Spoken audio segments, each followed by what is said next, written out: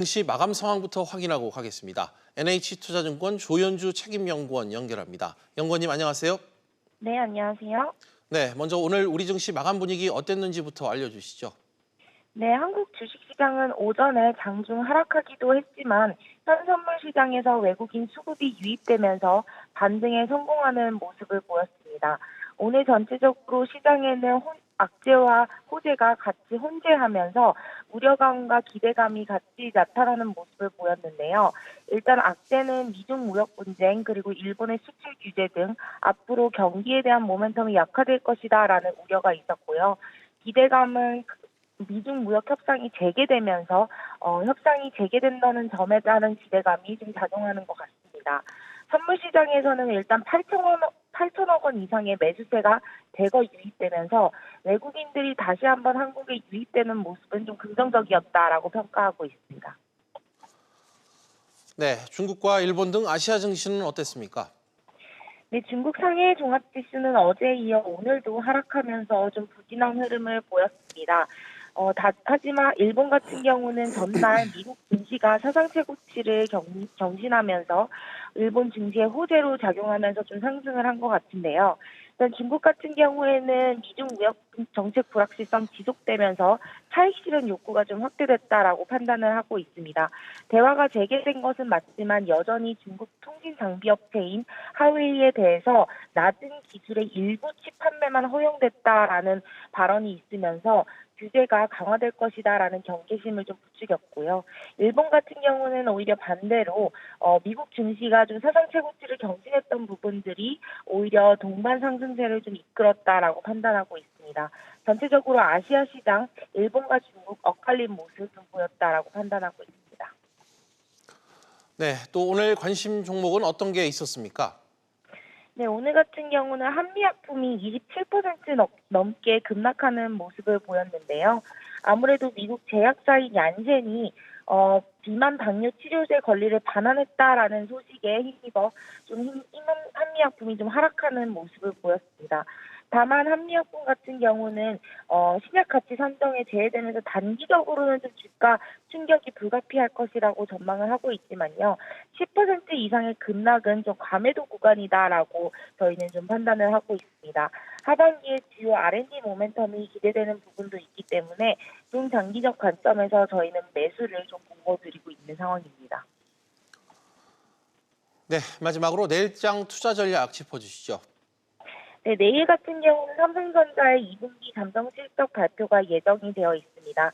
현재 2분기 영업이익 컨센서스는 6조 원 정도이고요. 최저치는 5.7조 원, 최고치는 6.9조 원으로 컨센서스가 좀 많이 갈려있는 모습을 보이고 있습니다.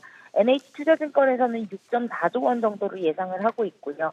만약에 시장의 예상치를 좀 뛰어넘는 수준의 실적 발표가 있게 되면 전체적으로 실적에 대한 센티먼트가 좀 개선될 수 있을 거라고 저희는 생각을 하고 있어서 NH투자증권은 좀 높은 컨센서스로 기대감을 좀 가지고 있는 상황입니다. 전체적으로 실적에 대한 부진한 악재보다는 좀 기대감으로 저희는 좀 기대를 하고 있습니다. 네, 연구원님 오늘 말씀 고맙습니다. 네, 감사합니다. 다음 소식입니다. 지난 4월 7년 만에 적자를 기록했던 경상수지가 5월 들어 흑자를 회복했습니다. 다만 경상수지 항목 중 이 국민경제에 영향이 큰 상품수지는 여전히 부진에서 벗어나지 못한 것으로 나타났습니다. 김성영 기자가 보도합니다.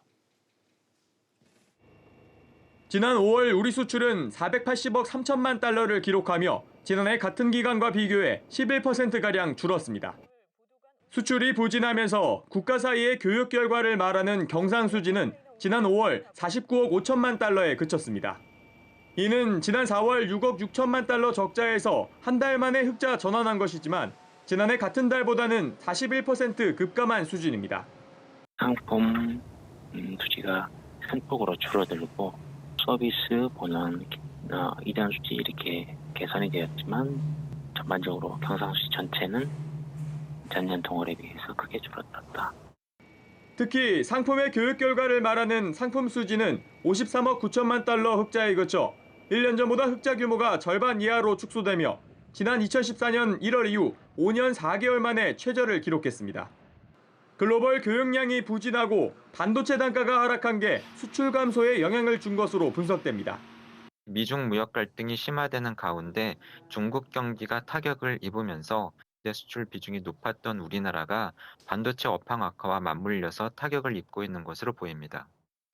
한편 서비스 수지는 1년 전 21억 달러 적자에서 9억 달러 적자로 적자 폭을 줄였습니다. SBS CNBC 김성현입니다. 보신 것처럼 오늘 발표된 5월 경상수지를 보면 이 흑자로 돌아섰다는 것을 빼고는 긍정적으로 볼 수 있는 내용들이 없습니다. 그래서 정부가 대책을 내놨는데 이 벌써부터 과연 실효성이 있을까 하는 지적도 나오고 있습니다. 경제부 손소우 기자 나와 있습니다. 손 기자, 네. 경상수지가 한 달 만에 이 흑자로 돌아섰지만 낙관하기는 어렵다. 이게 대체적인 반응이죠? 그렇습니다. 앞서 보신 것처럼 이제 5월 경상수지가 흑자로 돌아서긴 했지만 그 내용들을 살펴보면 핵심적인 세부 지표가 상품 수지라고 볼 수 있는데 이 상품 수지는 오히려 뒷걸음질 쳤기 때문입니다. 경상수지가 흑자로 돌아설 수 있었던 배경은 외국인 투자자에게 지급하는 이 배당 소득 지급이 4월에 비해서 크게 줄었다는 게 결정적이었습니다. 즉 수출 통해서 들어오는 것들은 줄었지만 반대로 내줘야 할 것들을 더 줄여서 적자를 면하는 전형적인 이 불황형 흑자의 모습을 띠고 있는 것입니다. 네, 그래서 이 어제 정부가 하반기 경제정책 운영 방향을 내놓은 건데 이 수출 방어를 위해 각종 재정 투입 카드를 꺼내들지 않았습니까? 네, 일단 수출 활력 회복을 위해서 정책 자금 434조 5천억 원을 투입하기로 했죠. 예. 대중국 수출을 비롯해서 반도체라든지 석유화학 같은 우리 주력 수출 분야의 이 수출 금융을 조기에 집행하고요. 바이오나 전기차, 2차 전지 같은 신성장 수출 동력을 지원하는 데도 정책 금융을 집중적으로 투입하기로 했습니다. 하지만 이렇게 수출 기업에 대한 이 정책 자금 지원을 확대하는 게 실효성 측면에서 한계가 있다는 게 전문가들의 지적입니다. 예. 예를 들어서 우리 수출의 20%를 차지하는 게 이 반도체인데요. 반도체의 경우에는 글로벌 경기가 둔화하면서 수요나 가격이 감소하는 게 가장 큰 문제이지 자금 지원이 없어서 지금 수출이 둔화되는 게 아니거든요. 더욱이 이 미중 무역 분쟁이 장기화될 조짐이고 또 일본 정부의 수출 규제 같은 예상치 못한 악재들은 이 정치나 외교 차원에서 풀어야 할 난제들이지 재정 지원을 통해서 해결할 수 있는 문제가 아니라는 지적이 나오고 있습니다.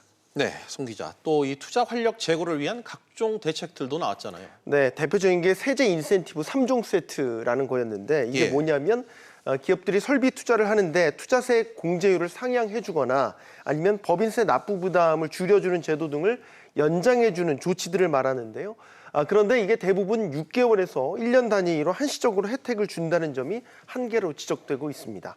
설비 투자라는 게 그런데 1, 2년 사이에 끝나는 게 아니라 장기적으로 보고 단기간에 끝나는 게 아니기 때문에 이 정도 세제 혜택으로 기업들의 투자를 끌어낼 수 있겠느냐, 여기는 좀 어려울 것이다라는 지적이 나오고 있는 것입니다.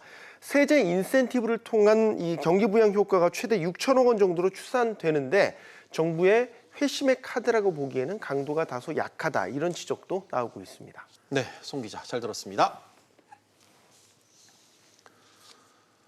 지난해 7월부터 이 300인 이상 사업장에서 주 52시간 근로제가 시행되고 있죠.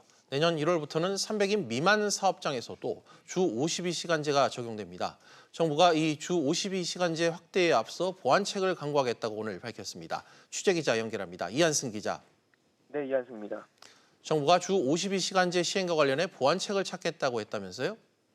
네, 홍남기 경제부총리는 박영만 대한상공회의소 회장과 전국 상공회의소 회장단을 비롯해 삼성전자와 현대차, 롯데지주 등 재계 인사들을 만났습니다. 이 자리에서 홍 부총리는 내년부터 50인 이상 300인 미만 사업장에도 주 52시간 근무제가 적용되는데 실태 조사를 하고 그 결과를 토대로 보완하거나 대응책을 강구하겠다고 말했습니다. 그리고 최저임금이 기업인들의 기대와 달리 진행됐다며 당장 내년도 최저임금이 합리적인 수준으로 결정되게 하겠다고 강조했습니다. 이 기자, 또 어떤 이야기들이 나왔습니까? 네, 홍 부총리는 올해 상반기 대한상의가 전달한 90여 건의 세법 개정 건의안 중 일부 내용을 적극 검토해 이번 달 말 발표할 세제 개편안에 담겠다는 뜻도 밝혔습니다. 이어 앞으론 분기별로 상위 회장단을 만나 정부 정책을 설명하는 모임을 갖고 싶다는 의사도 전했습니다. 이에 박용만 회장은 하반기 경제정책 방향에 대해 정부의 고민들을 엿볼 수 있었다면서도 좀 더 파격적이고 획기적인 조치가 있었으면 한다고 밝혔습니다. SBS CNBC 이한승입니다. 기상청이 올 여름은 지난해보다 덜 더울 것으로 예상했습니다. 정부는 이에 따라 전력 수급도 안정적일 것으로 전망했습니다. 김현우 기자가 보도합니다.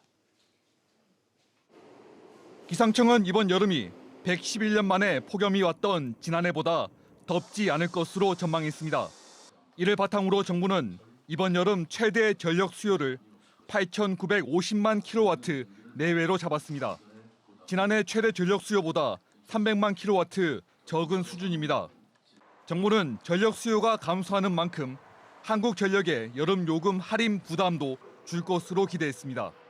올해는 작년보다 폭염 일수가 적을 것으로 전망됩니다. 그러면 한전의 부담은 다소 줄어들 것입니다. 그렇다 해도 한전에 대한 정부의 지원에는 변함이 없을 것입니다. 전력 공급은 9,833만 킬로와트까지 가능해 피크 시기에도 880만 킬로와트 정도의 여유가 있다고 전망했습니다.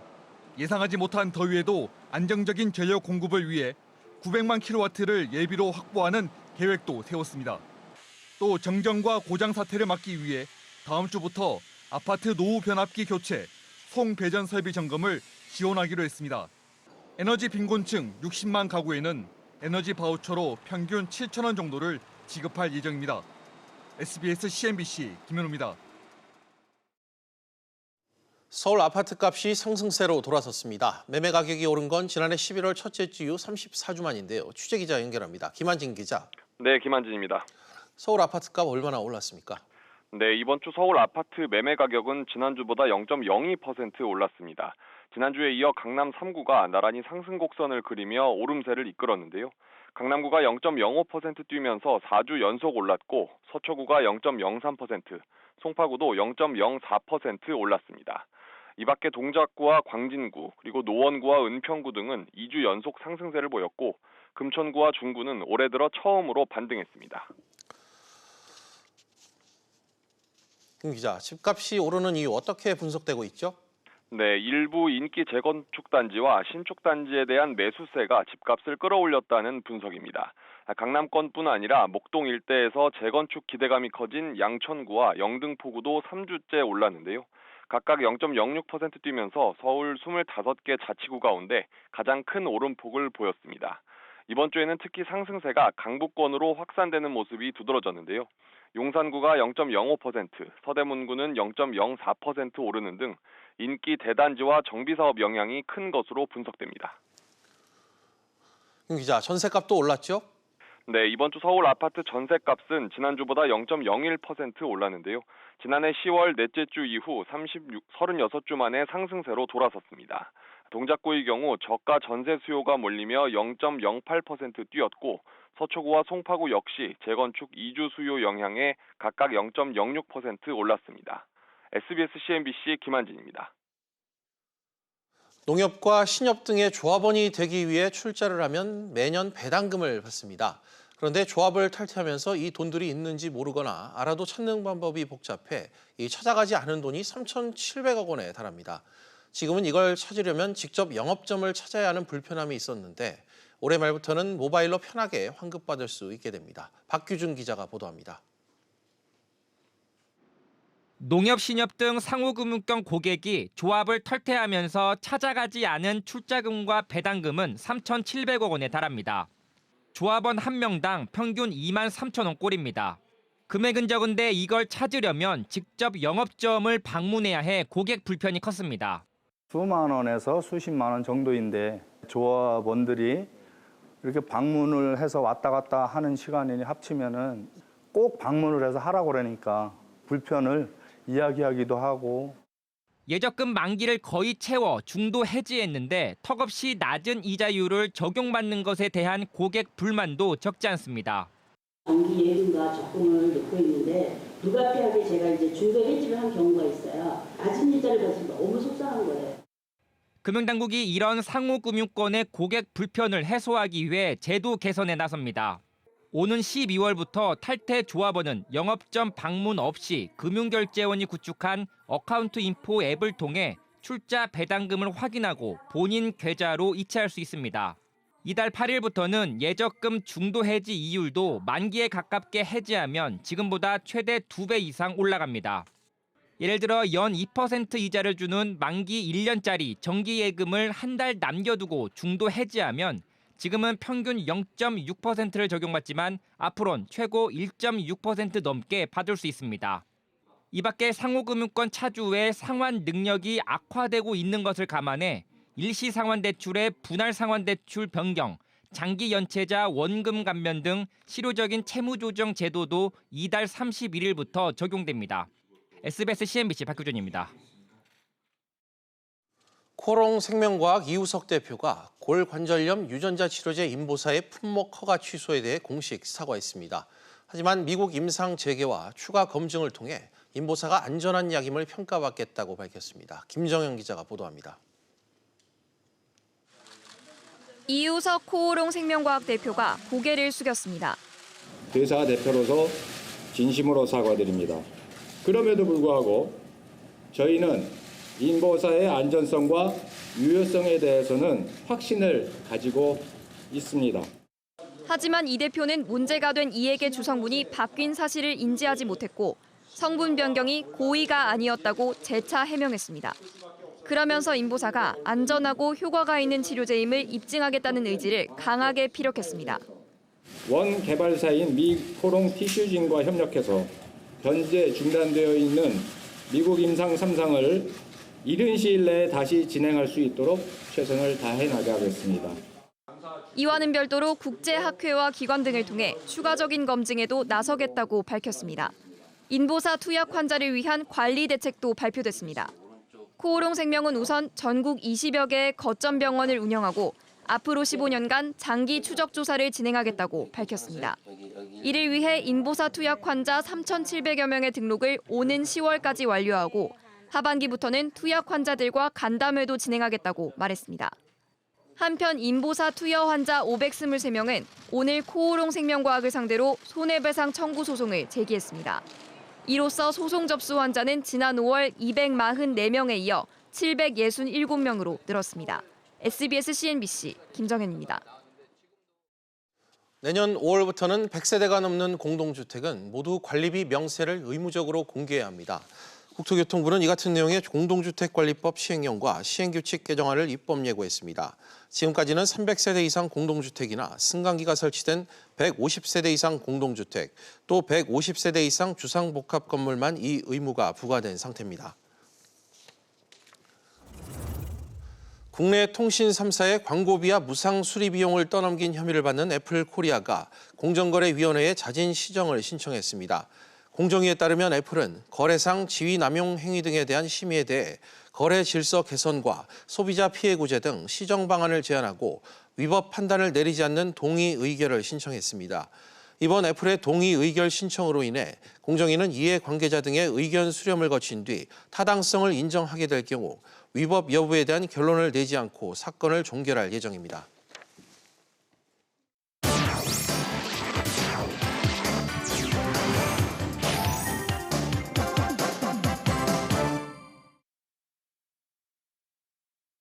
주요 이슈를 체크해보는 시간, 이슈 체크 오늘입니다. 그럼 오늘 첫 번째 이슈부터 바로 보겠습니다. 화면 보시죠. 일본 수출 규제 발동. 일본의 반도체 소재 수출 규제가 오늘부터 적용됩니다.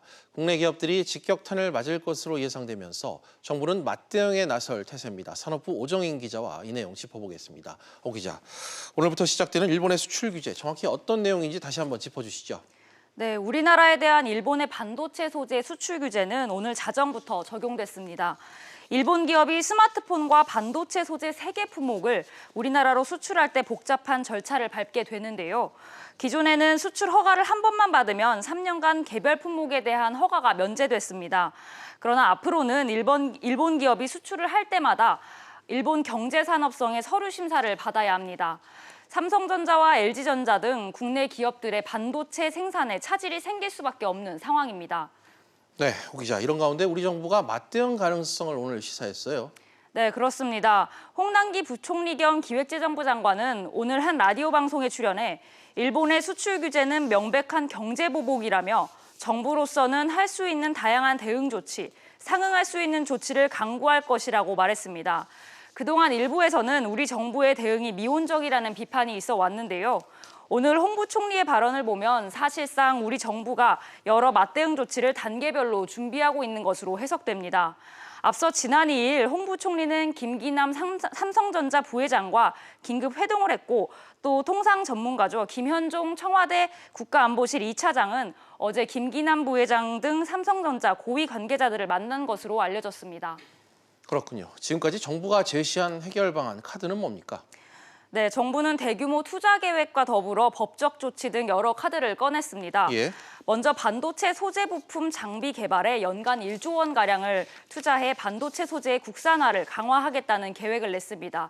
또 정부는 WTO 제소와 관련해 법률 검토를 진행하는 등 국제법과 국내법상 가능한 조치를 모두 다각적으로 검토하겠다는 방침입니다. 또 일본이 관광 분야와 관련한 규제도 검토 중인 것으로 알려지면서 우리 정부도 제재 조치 등에 나설 것이라는 관측도 나오는데요. 산업부 입장 들어보시겠습니다. 모든 시나리오에 대비를 해야 되니까 정부에서는 일단 기업 지원이라는 측면에서 도우는 것과 일본의 또 대응을 하는 측면과 WTO 제소 등을 포함한 통상적인 대응 등을 포함해가지고 여러 가지를 검토를 하고 있습니다. 네, 호 기자. 오늘은 이 유명희 통상교섭본부장이 반도체협회 등 이 기관 관계자들과 만남을 가졌죠? 네, 오늘 오후 유명희 본부장은 관계 기관들과 만나 일본의 이번 수출 규제 조치가 국제 규범상 부합하지 않다는 점을 강조했습니다. 예. 그러면서 정부가 강대강으로 대응하겠다 이런 입장을 밝혔는데 직접 한번 들어보시겠습니다. 정부는 다양한 시나리오를 염두에 두고 우리 산업에 대한 장단기 영향을 검토하는 한편 핵심 소재 부품 장비의 수입선 다변화, 국제 경쟁력 강화 및 국내 조달망 강화 등을 위해 금명간 대책을 발표할 것입니다. 네, 호 기자 잘 들었습니다. 이어서 다음 이슈로 넘어가 보겠습니다. 두 번째 이슈입니다. 손정희 재벌 3세 총수 회동. 이처럼 일본의 수출 제재에 정부가 비상인 상황에서 손정희 일본 소프트뱅크 회장이 우리 재계 총수들과 회동합니다. 그에 앞서 문재인 대통령과 접견도 했는데요. 취재기자 나와 있습니다. 서주영 기자. 오늘 우리 재계 총수들과 손정희 회장과의 회동이 있죠? 네, 그렇습니다. 손 회장은 청와대를 방문한 뒤에 우리 재계 총수들과 만찬을 가질 예정입니다. 이 자리에는 이조용 삼성전자 부회장과 정의성 현대차 수석 부회장, 그리고 구광모 LG 회장 등 대기업 총수들이 참석할 것으로 알려졌습니다. 또 김택진 NC소프트 대표와 이혜진 네이버 글로벌 최고 투자 책임자 등 국내 벤처 창업 1세대도 자리할 것으로 전해졌습니다. 예. 이번 회동에는 인공지능과 5G 이동통신을 비롯해서 첨단 기술 동향에 대한 의견을 주고받을 것으로 전망이 됩니다. 또 반도체, 사물 인터넷, 미래차 등 신산업에서 어떤 혁신을 함께 꾀하고 또 협업할 수 있을지 논의가 될 것으로 보입니다. 이와 함께 일본 정부의 수출 규제에 대해서 손 회장이 어떤 조언을 해줄지가 관심이 쏠리고 있습니다. 서 기자, 손정희 회장 어떤 인물인가요? 네, 손 회장은 제일동포 3세입니다. 1981년 24세 나이에 1,000만 엔, 우리 돈으로 약 1억 1,000만 원으로 창업을 했는데요. 그때 만든 소프트뱅크를 일본 최대 소프트웨어 유통회사이자 정보통신 IT 투자 기업으로 키운 인물입니다. 현재 100조 원대의 펀드를 조성해서 미국의 차량 공유업체죠, 우버, 그리고 국내 유통업체인 쿠팡 등에 투자하고 있습니다. 소프트뱅크 그룹의 2018년도 영업이익은 전년 대비 80% 증가한 24조 7천억 원으로 사상 최고치를 보였습니다. 네, 손 회장은 이 저녁 총수들과의 만남에 앞서 오늘 오후 문재인 대통령과 면담도 가졌죠? 그렇습니다. 손 회장은 오늘 오후 2시부터 청와대에서 대통령을 만났습니다. 문재인 대통령과 손 회장이 한일 관계에 대해서 어떤 이야기를 나눌지가 가장 큰 관심사였습니다. 구체적으로 좀 어떤 이야기가 언급됐을까요? 네, 손 회장의 투자 경험을 바탕으로 혁신 성장과 4차 산업혁명에 대한 의견을 교환하는 것으로 전해졌는데요. 아무래도 한일 간의 무역 갈등이 최고조에 달한 시점에서의 만남이라서 더욱 주목받았습니다. 네, 서 기자 잘 들었습니다.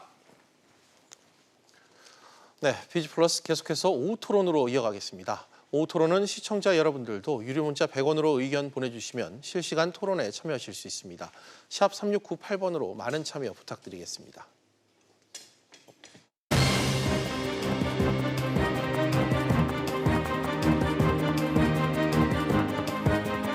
최저임금 인상에 대해서 계속 가속이라고 말씀하시는데 정상적인 속도로 가고 있다.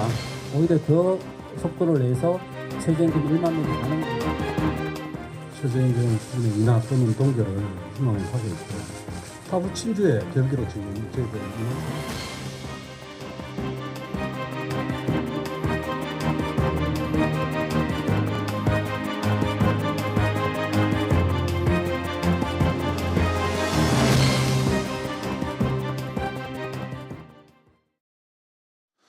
내년 최저임금 인상 여부를 놓고 경영계와 노동계의 치열한 공방이 벌어지고 있습니다. 경영계는 내년 최저임금을 올해보다 4% 이상 삭감한 8,000원을 요구하고 나섰고 노동계는 내년 최저임금으로 10,000원을 제시했습니다. 양측의 간격이 너무 커 합의점 마련이 쉽지 않은데요. 오늘 오후 토론 시간에는 최저임금 문제 얘기해 보겠습니다. 위정현 중앙대 경영학부 교수 그리고 과거 노동당 대표였던 분이죠. 국교연 1대10 운동본부 집행위원장 나오셨습니다. 두 분 안녕하십니까? 네, 반갑습니다. 반갑습니다. 네, 1대10 운동본부 위원장님 이름이 굉장히 낯선데 이게 어떤 의미입니까? 예, 대한민국은 임금 격차가 사실 굉장히 심각한 상태입니다.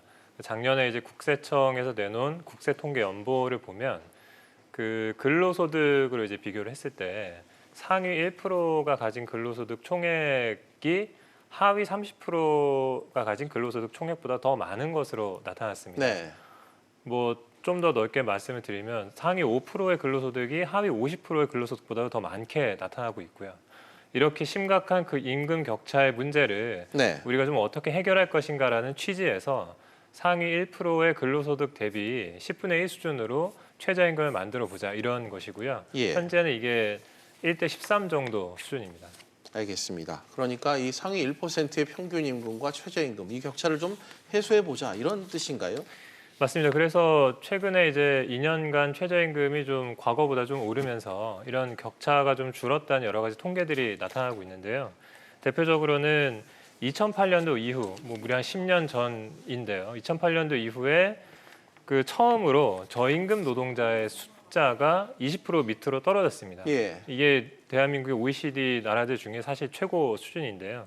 그래서 사실 이 격차를 해소하는 데 있어서 최저임금만한 수단이 없다라는 것이 다시 한번 확인된 것이 아닌가. 그래서 최저임금 인상으로 격차를 줄여보자 이런 네. 말씀입니다. 네, 교수님 방금 위원장님과도 이런 얘기를 했습니다만 임금 양극화와 이 소득 불평등 문제 사실 이 문제가 하루 이틀 거론된 건 아닌데 그동안 이 우리 사회의 임금 격차에 따른 소득 격차가 그만큼 심각했기 때문이겠죠? 네, 근데 두 가지 측면이 있는데요. 이제 우리가 1960년대부터 한국 사회를 지탱을 해왔던 저임금 장시간 노동이라는 그 이슈가 그동안 이제 1970, 80년대, 90년대를 관통하면서도 일정 정도 이제 유지되고 있었던 어떤 측면들이 좀 있었습니다. 또 하나 이제 그럼에도 불구하고 이제 최근에 이제 그런 어떤 이슈가 이제 다시 이제 터져나오기 시작한 것은 과거와는 달리 지금 같은 경우는 저성장의 시대가 지금 유지되고 있다는 것입니다. 지금 예. 과거에는 저임금 장시간 노동이라고 하지만 결국에는 소득의 증가를 기대할 수 있는 그러니까 직장에 들어가서 취업에서 열심히 일하다 보면 장기적으로 어떤 평생 임금이라는 측면에서 볼 때는 소득이 증가하는 그러니까 시간이 지나면서 어쨌든 장기 고용 또는 종신 고용이라고 부릅니다만 이런 형태가 되어 있기 때문에 시간이 지나면 임금이 올라가는 이런데 이게 저성장 시대는 이게 불가능한 구조가 된 거죠. 이렇기 때문에 상대적인 박탈감 이게 또 예. 굉장히 이제 커졌다는 점이고 또 하나는 이제 2000년대 특히 IMF 이후에 한국 사회가 안고 있는 큰 어떤 문제로서 이제 비정규직이 증가했다는 점. 그래서 비정규직이 과거에는 거의 이제 취업을 하게 될 경우는 정규직 형태를 띄었습니다만 최근에는 비정규직이 급격하게 늘어나고 있기 때문에 정규직과 비정규직의 어떤 차별 또는 어떤 차이, 임금에 있어서 격차 이런 문제들이 함께 그러니까 중첩돼서 지금 나타나고 있기 때문에 현재 상대적 어떤 박탈감 또는 뭐 소득 양극화 뭐 이런 이슈가 지금 동시에 좀 등장하고 있습니다. 예, 뭐 과거 절대적 빈곤에서 지금의 상대적 격차 그동안 많이 거론돼 왔었던 부분을 다시 한번 정리해서 얘기해 주신 것 같습니다. 그런데 소상공인 단체 등에선 이런 얘기를 지금 하고 있어요. 고용부에서 발표한 근로자들의 평균 임금이 월 330만 원에 육박하는데 이 소상공인 업종의 월 평균 영업이익은 209만 원에 불과하다. 근로자와 소상공인 양극화는 어떻게 볼 것이냐. 바로 좀 이 부분일 것 같은데 교수님, 방금 제가 말씀드렸던 이 상황을 좀 어떻게 봐야 될까요? 일단은 그 근로자 평균 임금이라는 부분에 있어서 우리가 좀 주의 깊게 이게 통계를 좀 들여다볼 필요가 좀 있습니다. 그래서 예. 하나는 뭐냐면 이 통계 자체가 5인 이상의 사업장을 중심으로 계산이 되고 있고 대상도 1년 이상 근로한 근로자 플러스 정규직 근로자. 그러니까 상대적으로 정규직 근로자에 좀 치우쳐서 통계가 잡힌 그러니까 1년 미만의 파트타이머라든 아르바이트 이런 분들은 다 배제돼 있는 그러니까 상대적으로 어떤 평균 임금 자체가 좀 높게 측정된 어떤 통계상의 그런 어떤 그 착시 효과가 있는 거고요. 거기에 비해서 이제 소상공인의 이슈는 우리나라가 어떤 선진국에 어떤 비해서 특히 이제 미국이나 일본과 같은 선진국에 비해서 이런 어떤 소상공인 즉 자영업자 비중이 한 3배 정도 높습니다. 그러니까 그만큼 경제력, 그러니까 우리 동네 치킨집이나 커피 가게, 커피숍을 생각해 보면 알 수 있는 거죠. 그래서 정말 치열하게 경쟁을 하고 있기 때문에 그만큼 상대적인 수익이 떨어질 수밖에 없는 그래서 가족이 주로 어떤 영업을 영위하는 형태가 선진국에 비해서 대단히 많습니다. 이제 그런 점에 비해서 상대적으로는 이제 근로자 평균 임금이 높게 좀 보이는 형태로 계산되었다는 점, 그리고 상대적으로 소상공인들의 어떤 과당 경쟁이 치열하다는 점, 이 두 가지가 지금 겹친 결과로 보입니다. 알겠습니다. 같은 질문을 위원장님께도 좀 해야 될 것 같은데요. 이 근로자들의 평균 임금, 소상공인의 임금, 평균 임금과의 이 격차 문제, 위원장님께서는 어떤 생각을 갖고 계십니까? 저희가 볼 때는요. 저희는 이제 1만 원 생태계 같은 게 좀 필요하다 이런 생각을 좀 가지고 있습니다. 그러니까 최저임금 1만 원 정도를 주고 받을 수 있는 사회가 되는 것이 좀 합리적인 것이 아닌가 이런 생각을 가지고 있는 건데요.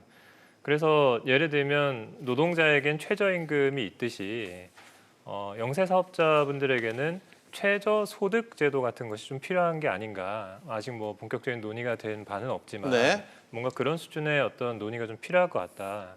왜냐하면 현재 영세사업자분들의 낮은 수입의 문제는 사실은 개개인의 잘못이 아니라 어떤 불공정한 경제 시스템 속에서 발생하고 있는 것이 아닌가. 아까 교수님 말씀하신 대로 과당 경쟁의 문제도 있고요. 여러 가지 뭐 대기업 본사의 갑질도 있고 여러 가지 문제들이 있습니다. 그래서 이런 것은 공공이 개입해서 바로 잡는 것이 필요하기 때문에 어떤 제도로서 이것을 보장해야 된다. 그래서 뭐 예를 들면 뭐 자금 지원이라든지 보험료 지원 같은 직접적인 지원도 필요할 것이고 대기업의 골목상권 뭐 입점 저지라든지 이런 것들도 필요할 것으로 생각되고요.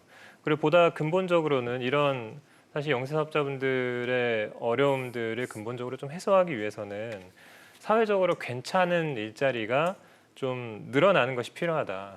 사실 마땅한 일자리가 없기 때문에 이 자영업 시장에 뛰어든 분들이 많다라는 걸 우리 모두가 잘 알고 있잖아요. 그래서 이런 문제를 해결하기 위해서 또 최저임금 인상을 통해서 전체 사회적인 임금 수준을 높여서 좀 괜찮은 일자리들을 더 늘려나가는 것이 필요하고 또한 뭐 노동 시간을 줄여서 또 일자리를 나누는 것 그리고 공공부문의 좋은 일자리를 정부가 적극적으로 늘려나가는 것 이런 대안들이 좀 필요하지 않을까 하는 생각을 하고 있습니다. 알겠습니다. 일단 이 얘기는 여기까지 듣도록 하겠습니다. 이제 최저임금 얘기 다시 해볼 텐데요. 바로 어제였습니다. 최저임금위원회가 8차 전원회의를 개최했습니다. 이전 회의까지 이 업종별 차등 적용 부결에 반발한 이 사용자 위원들 불참을 했습니다만 이번 회의엔 참석을 했는데 눈에 띄는 부분은 바로 경영계의 최저임금 삭감안이었습니다. 유 교수님, 이 최저임금 삭감안이 나왔습니다. 이 과거 사용자 측의 그 마이너스 최저임금 그러니까 깎자는 요구가 좀 있었나요? 과거 2009년도에 한번 있었습니다. 그때 이제 2009년도 리먼 쇼크 직후라고 보입니다만 그다음에 5.8% 이제 이 경영자 측에서 5.8%의 임금을 삭감하자는 이제 그런 안이 나왔습니다. 그래서 거기에 이제 논란이 됐습니다만 결과적으로는 최종적으로는 6.1%의 인상으로 끝나긴 했습니다. 그러니까 한번 이제 제한이 있었지만 그게 결과적으로는 뭐 인상으로 삭감되지 않고 인상으로 이제 끝났다는 과거에 그런 전례가 있긴 있습니다. 네. 이 사용자 측이 주장하는 배경, 아무래도 좀 이 사회적 경제적인 배경과 맞물려 있을 것 같은데 다시 한번 좀 짚어주신다면요. 그 최근에 2년에 걸쳐서 급격한 어떤 최저임금 인상이 되었다는 점이 이 사용자 측이 주장하는 가장 큰 근거입니다. 그래서 그런 것들이 특히 이제 중소기업들과 자영업자들의 어떤 경영에 대단히 심각한 압박을 주고 있기 때문에 이게 경쟁은 좀 치열해지고 전체적인 경제 어떤 상황은 좀 좋지 않습니다만 특히 이제 중소기업과 어떤 자영업자들의 어떤 비용 구조 속에서 상당히 이제 많은 부분을 차지하는 부분이 인건비 부분인데 그런 부분들이 한 2년 정도의 짧은 기간 동안에 한 50% 가까이 인상이 되는 이런 급격한 인상이 이루어졌기 때문에 이제는 그런 인상을 좀 자제해야 되지 않는가 하는 것들이 사용자 측의 주요한 어떤 논점이 즉 근거가 되고 있습니다. 알겠습니다. 지금 사용자 위원과 노동계 위원들 간의 팽팽한 입장차가 좁혀지지 않고 있습니다. 다시 한번 어제 양측의 입장 한번 들어보시죠. 저희들 조사에 의하면은 영세 중소기업의 80.9%가 최저임금 수준의 인하 또는 동결을 희망을 하고 있고요. 여하튼 이러한 현장의 절박한 바람들이 내년도 최저임금 결정 과정에서 반드시 반영돼야 되겠다라는 그런 저희들 그야말로 파부 침주의 결기로 지금 저희들은 임할 생각입니다. 이제 우리 한국 사회, 우리 한국 경영이 더 이상 저임금 장시간의 노동에 의존하는 그런 경쟁력의 중심의 사회가 되지 않았으면 좋겠다는 말. 네, 화면 잘 보셨습니까? 위원장님께는 이 부분을 좀 여쭤야 될 것 같습니다. 근로자 위원들은 기존 입장대로 최저임금 10,000원을 강조를 하고 있습니다. 위원장님께서도 같은 입장이신 거죠? 네, 같은 입장이고요. 저는 이 문제를 바라보는 데 있어서는 과연 최저임금이 가진 사회적인 목표는 무엇인가 이런 문제를 좀 고민해 봐야 된다고 생각합니다. 네. 최저임금 노동자가 지금 500만 명이고요. 그리고 대한민국 노동자 5명 중에 1명은 월 180도 안 되는 돈으로 가족을 부양하면서 살고 있습니다. 최저임금 언저리에 있는 가구주의 60% 이상이 외벌이이시고 평균 가구 원수가 부양하는 가구 원수가 2.5명입니다. 이런 상황에서 월 180 정도 수준으로 사실 가족들과 생계를 꾸려간다는 건 사실 굉장히 어려운 일이잖아요. 그런 현실에 있습니다. 그리고 사실 뭐 이런 것은 여러 가지 지금 이론들이나 여러 가지 주장들이 나오고 있지만 기술이 점점 발달하면서요. 일자리의 양극화도 좀 계속되고 있는 상황입니다. 좋은 일자리도 있죠. 그런데 사실은 뭐 이를테면 디지털 뭐 이런 시대에 보조적 수준의 일자리들도 사실은 많이 있거든요. 근데 사실은 뭐 그런 것이 둘이 함께 있어야 이 경제가 돌아가는 것일 텐데 아무튼 그런 보조적 수준의 일자리들이 많이 있고 그래서 사실 이게 저임금 일자리라고 하는 것은 앞으로 늘면 늘었지 줄지는 않을 겁니다. 결국은 최저임금 인상에 대한 요구는 사라질 수가 없다는 겁니다. 계속 나올 겁니다. 지금 상황에서는 뭔가 어떤 여론이라는 것이 막 자영업 문제 이런 것들이 자꾸 주목이 되니까 최저임금이 좀 어렵나 보다 이렇게 생각하지만 막상 노동자들과 이야기했을 때는 180 가지고 어떻게 살아? 당연히 이런 얘기가 나올 수밖에 없는 것이거든요. 그렇다고 하면 지금 이런 앞으로의 문제를 봤을 때 과연 이 최저임금 정책의 사회적 목표를 무엇으로 우리가 봐야 되는지가 지금 사실 본격적으로 토론돼야 될 시점이 아닌가. 물론 당장 내년도에 뭐 얼마를 어떻게 할 것인지도 물론 중요한 문제지만 궁극적으로는 이것의 목표를 정해야 된다. 그런 것에 있어서 저희들의 의견은 격차를 줄이는 최저임금이 돼야 되고 그 격차를 최대한 줄이기 위해선 저희가 볼 때는 10,000원 정도 수준의 또 한 번의 대폭 인상이 있어야 이 수준이 어느 정도는 줄지 않겠나라는 입장을 가지고 있는 것입니다. 알겠습니다. 이 최저임금 10,000원 그러니까 2020년 최저임금 인상률을 19.8%로 지금 노동계는 계속해서 주장을 하고 있습니다. 이에 대해 근로자 위원들은 한국 경제가 충분히 감내할 수준이라는 주장을 펼치고 있는데 위원장님은 이 부분에 대해서는 어떤 생각을 갖고 계신가요? 간단하게 말씀을 드리면요. 작년에 이제 대한민국 국민 소득이 3만 달러 넘었다는 뉴스가 나오지 않았습니까? 네. 3만 달러 넘었다는 뉴스와 함께 또 나온 것은 3만 달러는 넘었는데 넘었는지 안 넘었는지 난 잘 모르겠다 이런 이야기도 많이 나왔습니다. 그렇죠. 그러니까 뭔가 대한민국 경제가 외형적으로는 성장하고 있는데 과연 그 어떤 성장의 결과라는 게 공정하게 분배되고 있는가라는 것을 아주 직접적으로 좀 느낄 수 있는, 단적으로 알 수 있는 상황이었는데요. 이 사실 2000년도 이후에 그냥 뭐 단순한 통계만 봐도 2000년 이후에 대한민국 경제는 OECD 가입 국가들 중에서도 사실은 꾸준히 성장해 왔습니다. 예. 마이너스 성장 한 번도 해본 적 없어요. 제로 성장 얘기도 많이 나왔지만 꾸준히 성장은 해왔습니다. 그런데 그 성과가 여전히 제대로 돌아가지 않았다, 국민들에게. 그래서 대표적으로 대한민국의 노동소득 분배율, 앞서 이제 말씀을 드렸지만 이 대한민국 노동소득 분배율이 OECD 국가들 중에서도 굉장히 낮은 수준이었습니다. 그나마 재작년 최저임금이 올라서 조금 개선이 되었죠. 개선되었다는 보도들이 많이 나왔습니다. 그리고 다른 한편으로는 우리나라의 최저임금이 OECD 회원국 중에 중간 정도 수준이다라는 통계가 있습니다. 예. 이를테면 중위값으로 비교했을 때 이 최저임금이 몇 프로인지를 보면 대한민국이 OECD 가입 국가들 중에 중간 정도 수준. 과거에는 꽁지였는데 이제 2년 정도 올라서 이제 중간 정도로 올라왔다는 것입니다. 그래서 제가 볼 때는 이런 불공정한, 불평등한 이런 경제 시스템을 좀 바꾼다면 충분히 최저임금 1만 원 여력 있다 이렇게 생각하고 있습니다. 알겠습니다. 위 교수님께서는 노동계 측의 주장, 비단 방금 위원장님께서 하신 말씀과는 별개로 어떤 입장을 좀 기본적으로 갖고 계세요? 이제 최저임금 1만 원이라는 개념이 대기업 같은 경우에는 그렇게 큰 어떤 이슈가 되지 않을 겁니다. 근데 문제가 되는 것은 한국 경제의 고용의 거의 90% 이상을 차지하고 있는 대기업이 아닌 중소기업과 자영업자들, 즉 소상공인이라고 불리는 자영업자들이 이런 최저임금의 만 원의 이슈보다도 어떤 2년 이내에 걸친 급격한 인상을 감내할 수 있을 것인가 하는 게 중요한 어떤 이슈입니다. 그런 점에서 볼 때 아까도 말씀을 드렸습니다만 우리나라 특히 이제 자영업자들의 비중이 인구당 비중이 10만 명당 비중이 해외 이제 미국이나 일본에 비해서 3배 이상이 된다고 할 때, 그리고 이미 우리가 체감하는 것도 최저임금이 지난 2년간 급격하게 인상이 되면서 예. 아르바이트들을 해고하고 가족 경영으로 이걸 유지하는 경우를 많이 보아왔었습니다. 그러면 예. 결국에는 또 자영업자나 중소기업들이 결국 밀려나게 된다면 또 한 번 이제 이 저임금 근로자들의 고용을 압박하는, 그들이 다시 이 저임금 고용 시장으로 들어오는 거거든요. 예, 예. 그러니까 이런 어떤 악순환으로 갈 수 있는 지금 여지가 대단히 커지고 있기 때문에 이런 어떤 충격을 좀 완화할 수 있는 어떤 최저임금 인상이 돼야 되는데 현재로서는 그런 것들을 어떤 완충 장치, 즉 버퍼가 존재하지 않는 상태에서 최저임금이 좀 지나치게 오른 감이 있다 이렇게 생각할 수 있겠습니다. 취지도 취지지만 그 나아갈 방향과 더불어 속도를 좀 감안해야 되는 이런 장치를 좀 필요하다, 그런 얘기를 좀 해주신 것 같습니다.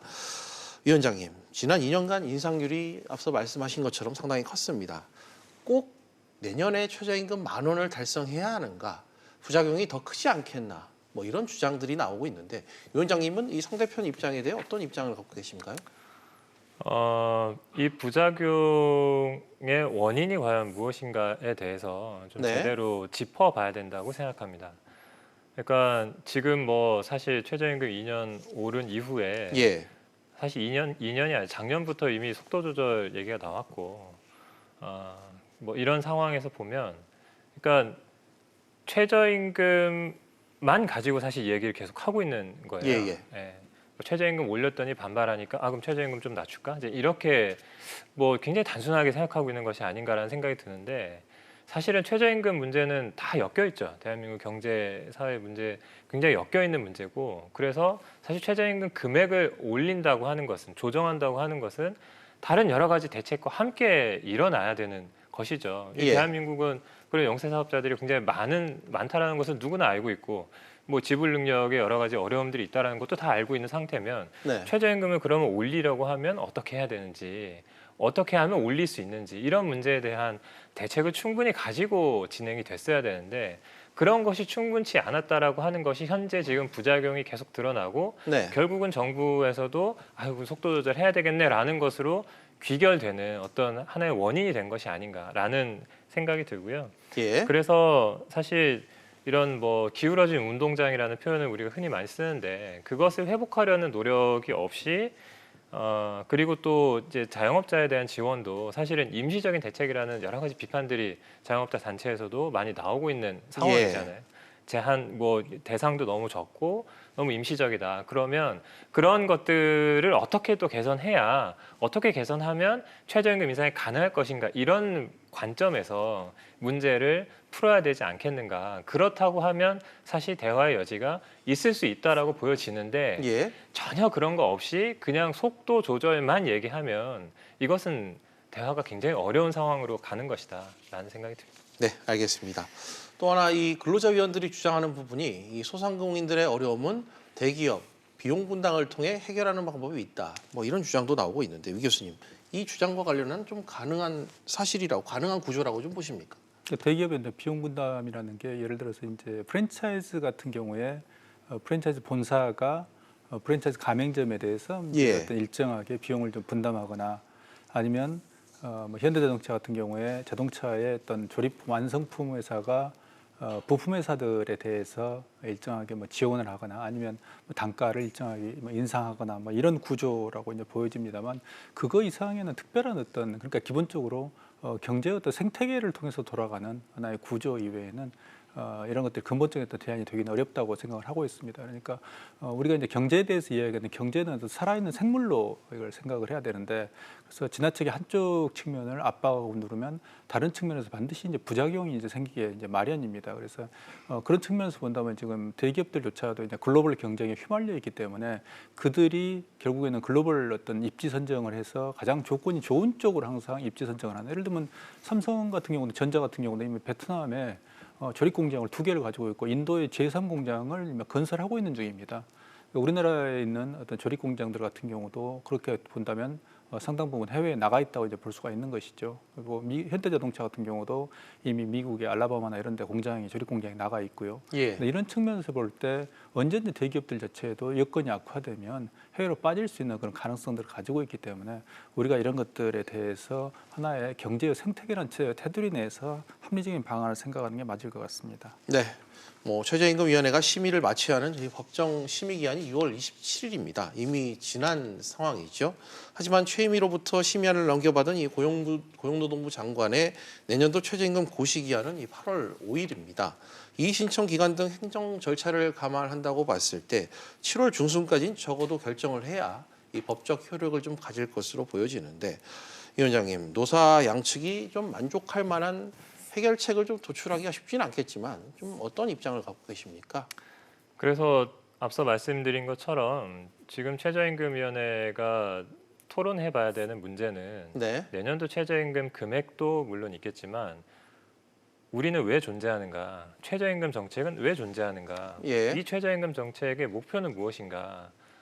그냥 이게 지금 뭐 어려우니까 좀 깎고 뭐 내년은 또 어떻게 하지? 내후년은 어떻게 하지? 이런 것들에 대한 고민이 없이 이 단기적인 처방만으로 과연 문제가 해결될 수 있는가?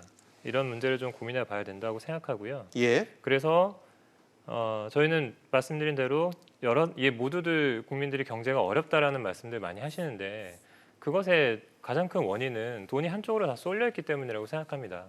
줄 돈도 쓸 돈도 없는 이런 경제 상황이 된 것, 이렇게 불공정하고 불평등한 경제 상태가 된 것이 결국 지금 최저임금 문제로 드러나고 있는 이 대한민국 경제의 어떤 문제점이 아닌가라고 생각이 들고요.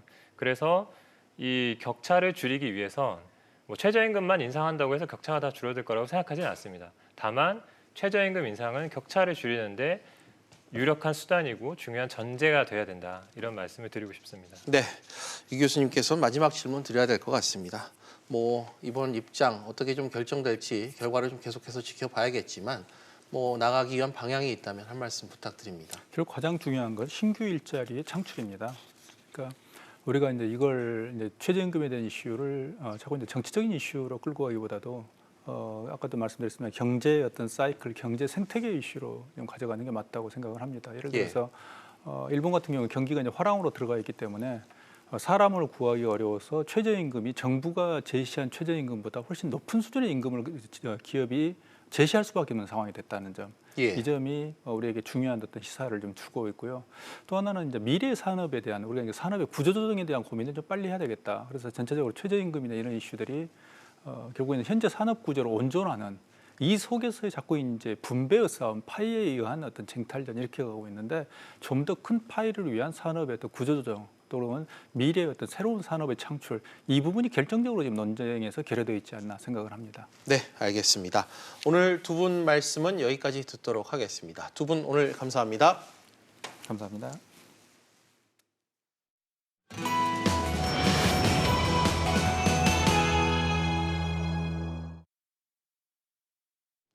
비지플러스 오늘은 여기까지입니다. 다음 뉴스는 7시 뉴스 프리즘으로 이어집니다.